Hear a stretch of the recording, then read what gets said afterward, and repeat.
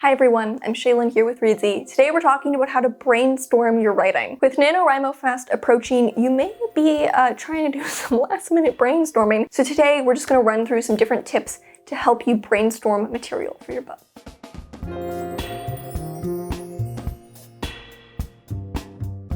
Tip number 1, treat brainstorming like a writing session. Just as you might block off time to write, block off time to brainstorm. You know, it's easy to get into the habit of relying on brainstorming simply intuitively, ideas that come to you as you're out and about throughout your day. But if you're really trying to solve problems and figure things out and actively brainstorm, treat it like a writing session. Go in with goals for the writing session and really set aside the time for it. Just waiting around sometimes, but often will not provide the answer. So you want to actually set aside the time, work through these problems actively, and treat it just like you would a day of writing. Tip number 2, review what you already have. A lot of the time, the answer to your problem or your question about your book is already there. If you feel like you need to get your mind working, start by reading over all the material and notes you've already taken. This can help you realize things you need to add, help you flesh out ideas, and help you connect various plot points. It's a great first step if you don't know where to start, and a great way to begin a brainstorming session by reminding you everything you've already planned out so you can work from there. Tip number 3, craft questions to work from. It's very hard to figure out the solution to problems in your book if you don't have a set question, or if you haven't put that problem into words. You might know that there's a problem in the story, but try reformulating it as a specific question. You might be thinking in the back of your mind, okay, I haven't really developed my protagonist's backstory. That's something I should get to. So if that's what you want to focus on, sit down and formulate a specific question to work from. And make this question address a specific plot element. For example, what are the key events from my protagonist's life that have shaped his relationship with his brother? Now, of course, later on, there may be other important aspects of backstory you want to focus on, but by specifying the question, we've got something really concrete that we can work with, and it'll make it much easier to actually develop that plot element. If you're just starting out, if you're at the very beginning of an idea, you can formulate your questions as what-if scenarios and work through a bunch of different options in order to figure out the ideal plot development for your book. Tip number 4, download your brain. Now, I wish you could do this quite literally. That would make things easy, wouldn't it? But the idea here is to take all the ideas floating around in your brain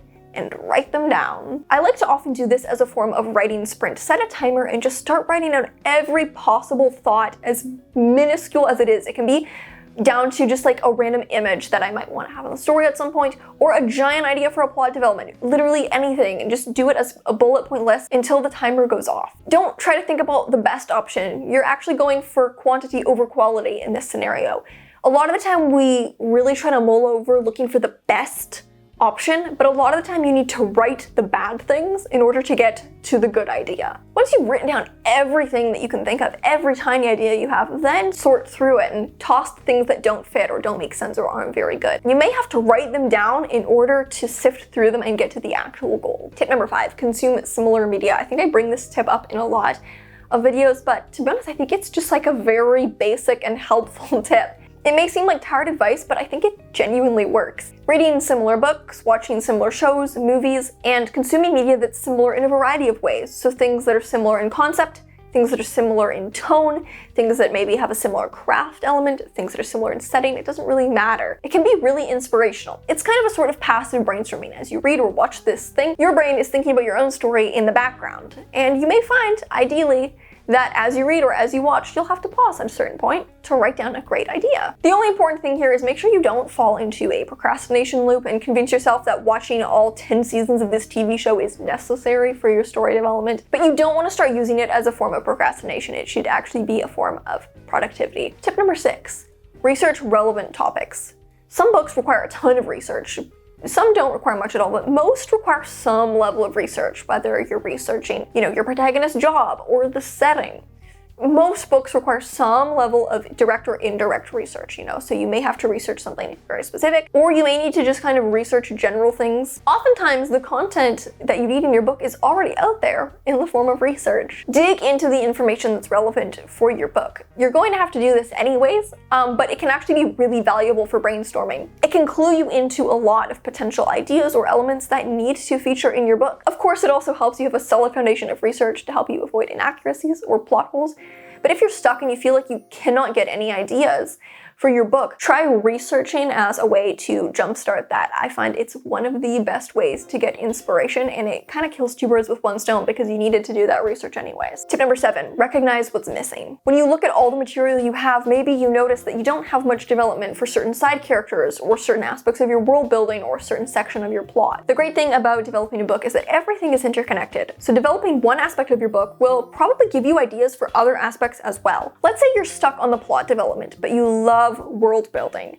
Wow, maybe instead of trying to focus on figuring out the plot, you should actually do more world building, even though that's the thing that you already have developed to the richest extent. These things are all connected, and so the more you develop the world, the more you will get ideas for the plot, and etc, etc. You know, the more you develop characters, the more you will get plot ideas. Now, at some point, you're going to have to turn to the areas you're really stuck out. You're gonna have to stop world building to figure out your plot. But as a way to get started, if you feel stuck on a certain aspect of your book, start with what's already working. And that can often help unstick the things that aren't working. And finally, tip number 8, keep note of what works for you. Pay attention to your brainstorming habits. This will give you insight into how your brain works, and you can use that knowledge in the future. Sometimes brainstorming is a matter of tricking your brain into being more creative and more productive than it would be if left unattended. So keep note of where your best ideas come from. What tends to inspire you? What methods really help you? If you have a rush of inspiration or creativity, try to think about where that came from, what spurred that on. And if you notice a running theme over time and start to figure out what makes your brain tick, you can try to replicate those scenarios. So those are some tips for how to brainstorm material for your book. I would just love to hear what your favorite brainstorming methods are in the comments. Thank you so much for watching. Remember to subscribe and turn on notifications so you don't miss any new videos from us. We've got new writing, editing, and publishing tips every Tuesday and Friday. Till next time, bye!